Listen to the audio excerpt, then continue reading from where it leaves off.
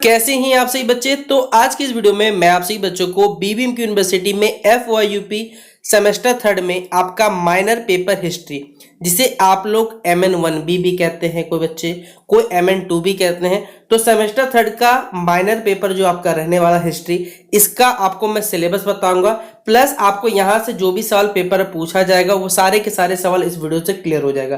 तो चलिए वीडियो को हम लोग शुरू करते हैं। वीडियो पे अगर आप लोग हमारे चैनल पर बेसिकली न्यू आया है तो सब्सक्राइब कर लीजिएगा, साथ में बेल आइकन पे क्लिक कर लीजिएगा ताकि इसी प्रकार जब भी न्यू वीडियो आएगा आपको अपडेट मिल जाएगा।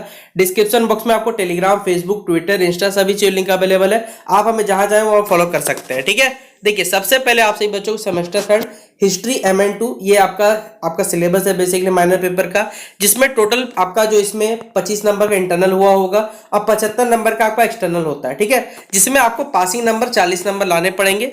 40 नंबर किसमें लाना याद रखिएगा, 30 नंबर इसमें से लिखाने और 10 नंबर इसमें से लिखाने, तब जाके आप लोग पास होइएगा। इंटरनल में 10 नंबर और एक्सटर्नल में आपको 30 नंबर लाने पड़ेंगे, तब जाके ओवरऑल आप पास हो पाइएगा। इंटरनल में पास होना, एक्सटर्नल में पास होना, तभी आप पास करें, वरना पास नहीं कराइएगा। इसमें देखिए आपका पहला जो टॉपिक है, इस टॉपिक का नाम दिया गया history of India from 650 AD to 1707 AD, मतलब 650 से लेकर आपको 1707 तक का कहानी पढ़ना है। यहाँ पर ऑब्जेक्टिव्स दिए हुए, क्या इससे पढ़ के क्या फायदा होने वाला है ये बताया हुआ है। यूनिट 1 में आपको क्या पढ़ना है, अरब इन्वेजन, अरबों का जो आक्रमण था बेसिकली। ठीक है, उसमें आपको तर्की सुल्तान पढ़ना है, कुतुबुद्दीन ऐबक, इल्तुतमिश, रजिया सुल्तान, बलबन के बारे में, यानी पूरा देखा जाए तो आपको मुगल खानदान से पूरा कहानी, उसके पहले कहानी पढ़ना पड़ेगा। तुगलक डायनेस्टी हो गया, विजयनगर साम्राज्य हो गया, बाहमनी किंगडम हो गया, ये सब पढ़ना है। यूनिट 1 में आपको पढ़ना है। यूनिट 2 में आपको सिकंदर लोदी के बारे में पढ़ना है, फिर भक्ति मूवमेंट हो गया, सूफिज्म हो गया, रिलीजन एंड कल्चर भारत में क्या था वो पढ़ना है। यूनिट 3 में बाबर, फिर अकबर के बारे में, जहांगीर, शाहजहां, औरंगजेब, ये सब के सब पढ़ना पड़ेगा।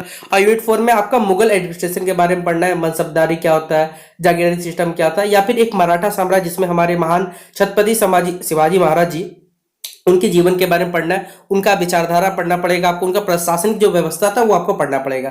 तो टोटल 4 पार्ट में आपको पढ़ना है, ये सिलेबस रहा आपका। ठीक है, तो आप लोग इस सिलेबस को सबसे पहले अगर आपको चाहिए तो स्क्रीनशॉट रख लीजिए। अब मैं आपको पूरा सीधा इंपॉर्टेंट क्वेश्चन बताने वाला हूं कि यहाँ से जो सवाल पूछा जाएगा पेपर कौन कौन सा सवाल होगा। तो चलिए उस पार्ट को हम लोग शुरू करते हैं। और यहाँ देखिए जितना भी सवाल बता रहा हूं ये सब के सब 15 मार्क्स का है। पेपर में आपको टोटल 4 सवाल आएगा 15 मार्क्स का, 60 नंबर आपका इसी से कंप्लीट हो जाएगा, तो निश्चिंत रहिएगा आप लोग। पहला सवाल हमारे छत्रपति शिवाजी महाराज पर पूछा गया कि describe the governance system of Chhatrapati Shivaji Maharaj, यानी छत्रपति शिवाजी महाराज की शासन व्यवस्था का आपको क्या करना है, वर्णन करना है। और ये पेपर में 100% आता है ये सवाल। तो 15 मार्क्स के लिए सवाल को आप लोग डन कर लीजिए कि हाँ ये सवाल आपसे पूछा जाएगा, क्योंकि सबसे बेहतरीन टॉपिक में से ये टॉपिक आपका छत्रपति शिवाजी महाराज जी के बारे में। तो 15 मार्क्स को फिक्स करें। फिर अगला पूछा जाएगा कि शाहजहां का जो एरा था, यानी उसका जो युग था, उसे स्वर्ण युग क्यों कहा जाता था, हमें ये बताना है। तो why has Shahjahan era been called the golden age in Indian history, ये आपको बताना पड़ेगा। और ये भी 15 मार्क्स में देखिए पूछा जाता है। तो भारतीय इतिहास में शाहजहां के युग को स्वर्ण युग क्यों कहा गया, इसके बारे में आपको बताना पड़ेगा। अगला सवाल है एक्सप्लेन द या discuss the religious policies Akbar, Akbar की जो धार्मिक नीतियां चलती थी उसके बारे में आपको क्या करना है, चर्चा करना है। और ये सवाल देखिए, ये सब सवाल जितने हैं ना, इसको क्या करता है यूनिवर्सिटी वाला, 2 पार्ट में बांट देता है। मान लीजिए क्वेश्चन नंबर 3 है तो ए और बी में डाल देता है। मान लीजिए ए में कुछ पार्ट डाल दिया, बी में कुछ अलग क्वेश्चन पूछ दिया। इस प्रकार से इन सवालों को देखिए तोड़ के पूछा जा सकता है। ठीक है, तो आपको पूछा गया कि discuss the religious policies of Akbar, ये आप लोग आराम से बता सकते हैं कि अकबर की धार्मिक नीतियों की चर्चा करें। फिर अगला सवाल, इसे तो बीबीआई कर लीजिए, ये पेपर आपको मेजर पेपर में भी आता है, माइनर में भी पूछा जाता है कि describe the main features of भक्ति मूवमेंट एंड इट्स इंपैक्ट। भक्ति मूवमेंट जो भारत में स्टार्ट हुआ था, इसकी जो मुख्य विशेषताएं थी और इसके जो प्रभाव थे, इसके बारे में आपको चर्चा करना है। तो describe the main features of भक्ति मूवमेंट एंड इट्स इंपैक्ट।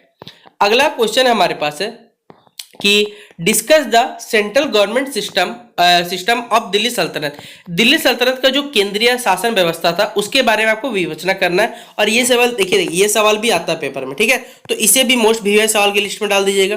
फिर विजयनगर जो साम्राज्य था उसकी जो राजनीतिक और जो सांस्कृतिक इतिहास है, उसके सांस्कृतिक धरोहर हो गया, उनका जो राजनीतिक इतिहास रह चुका है, इसके बारे में आपको क्या करना है, वर्णन करना है। तो describe the political and cultural history of Vijayanagar empire, option question number 6 को टिक कर लीजिएगा। फिर अगला बताना है discuss the market policy of Alauddin Khilji, Alauddin Khilji की जो बाजार नीति थी, किस प्रकार वो बाजार पे कार्य करता था, बाजार लोगों को तंग करने कार्य करता था, इस पे बारे में आपको बताना पड़ेगा। ठीक है, अगला सवाल है give details of the causes and effects of Arab attack on Sindh. देखिए आपको मालूम है कि सिंध पर क्या किया था, अरबों ने आक्रमण किया था। इसके क्या कारण थे और क्या इसके प्रभाव हुए जिस वजह से आपका इसके बारे में क्या करना, विवरण देना है। तो give details of the causes and effects of Arab attack on Sindh, question number 8 ये भी पूछा जाता है, तो इसे भी टिक कर लेना 15 मार्क्स से सवाल के लिए। तो अभी हमने आपको टोटल 8 सवाल बताए, जिसमें से छत्रपति शिवाजी महाराज ये तो फिक्स रखिएगा। शाहजहां वाला सवाल देखिए आता है। फिर रिलीजियस पॉलिसी बकवार के बारे में पूछा जाता है, लेकिन ये सब में भी आ सकता है, मतलब सब तोड़ के पूछा जा सकता है। भक्ति मोमेंट लेकिन फिक्स रहा। यहाँ पर दिल्ली सल्तनत के बारे में पूछा जाता है। अलाउद्दीन खिलजी शायद ना आ सके, लेकिन अरब जो अटैक हुआ था सिंध पे, ये आ सकता है पेपर में।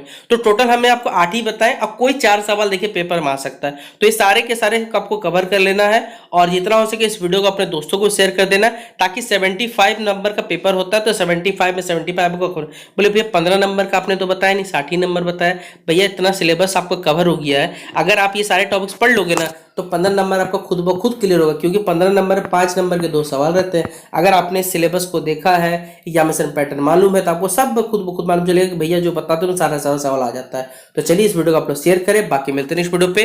तब तक के लिए जय हिंद, जय भारत।